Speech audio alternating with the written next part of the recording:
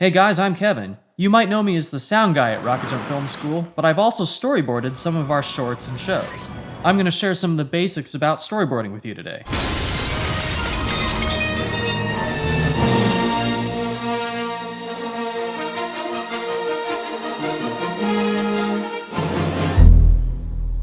Storyboards are illustrations that represent the shots that will ultimately make up a movie.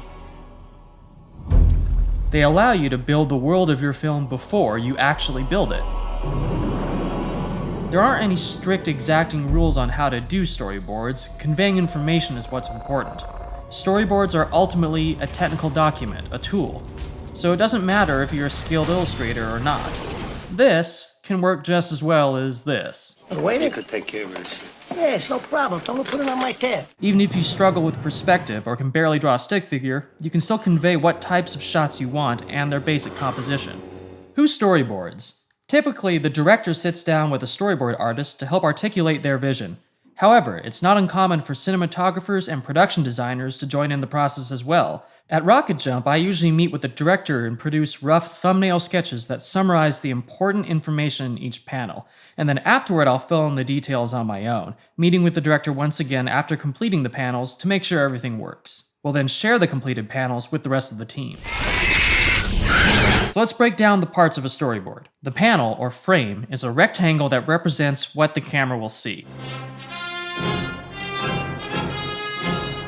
Panels come in a bunch of different shapes. Pick a panel shape that matches your shooting aspect ratio. Square, widescreen, really widescreen. A person drawn really small in the panel is a wide or establishing shot. A big head taking up half the panel is a close-up. What an excellent day for an exorcism. You'd like that? Deciding where you put the person in your frame is the basis of your composition. This may seem really basic, but this has a huge impact on how you prepare for your shoot. These illustrations give your cinematographer a starting point. Things like camera angles, lighting, depth of field, the whole gamut of decisions can be informed by the storyboards. It's also a great way to decide what you'll need out of your locations. Do you really need a giant bottomless pit? Or can you get away with one visual effects wide shot and then cover the rest in tighter shots? Okay, let's talk about arrows. So now that we have a panel with a character in it, let's say that character is moving to the left. By drawing an arrow pointing to the left, we show where that character, or door, or dinosaur is moving. There's no real rule to drawing arrows, and everyone has their own personal style, but what's important is that your arrows are easy to read and make sense. Here's some examples of arrows. Arrows for characters moving towards camera. Arrows for characters moving away from camera. This character's kneeling down, and this character's head is falling off. Arrows within the panel usually mean a subject is moving in the shot. Arrows around the edges usually imply some sort of camera movement. So here, the raptor lunges right, and the camera pans left. Now let's talk about camera movement. Camera movement arrows also aren't really standardized, but let's go over some common ways camera movement is illustrated.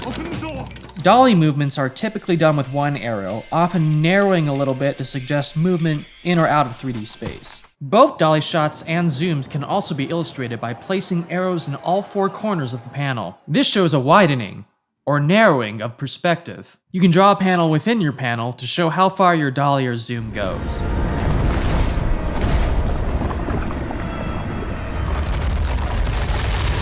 Clearly conveying information is key, so it's better to over-explain than to confuse people.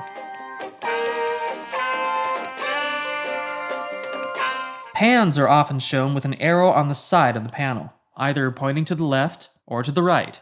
Tilts up and down are done much the same way, except with the arrows at the top or bottom of the panel. You can also elongate the panel to fit the entire shot in a single drawing. Since this can get a little confusing, it's okay to make a note indicating whether or not the shot is tracking versus panning or dollying versus zooming, because arrows are often used the same way in both instances. You can make your notes beside the panel or in the arrow itself. Sometimes you'll need more than one drawing to illustrate what's happening in a single shot, especially if it's a really complicated action or camera movement. When you take panels with angle, composition, on-screen movement, and camera movement, and then combine these panels into a sequence, you have the foundation of your movie.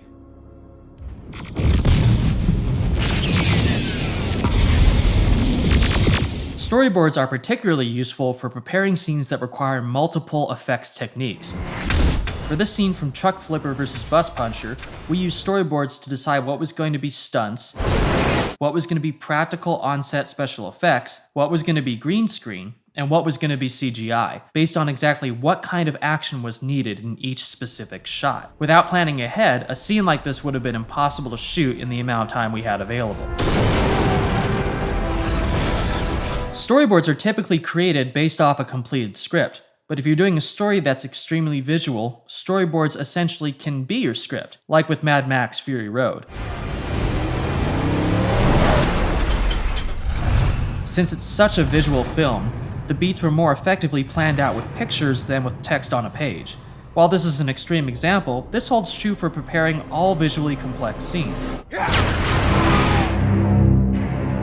There's also plenty of other alternatives to storyboarding. Stanley Kubrick used actual photos from his location scouts to find his compositions. It's also worth mentioning that filmmakers who've adapted comics and graphic novels often use the original artwork essentially as storyboards for the final film. You can make animatics of your sequences on your computer to include motion and timing. You can also videotape your previs, which is really useful for complex action.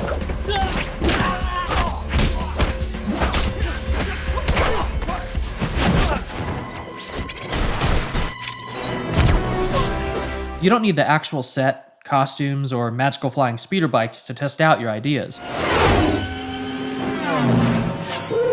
In the original Star Wars, George Lucas used real World War II documentary footage to help pre-visualize the space battles. Here they come!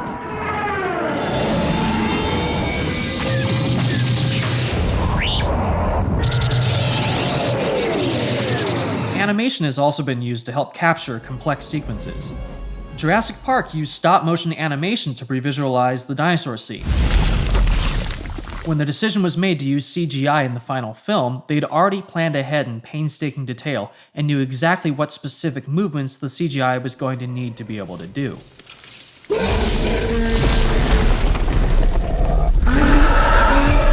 By the time Peter Jackson did the Lord of the Rings trilogy, digital technology had developed to the point where they were able to motion capture the cave troll sequence, and then move a digital camera around in 3D space to pre-visualize the entire scene in a virtual setting. There's no hard and fast rules or one way to do it. But the ultimate goal is planning and clear communication. So whatever tool is going to help you prepare and share your vision the most, use it. It'll pay off when you get to set, and will help empower you to make the best film possible. If you have any questions or would like to share some of your own storyboards, please visit our forums. I'll see you next time, guys. Hope you didn't get bored.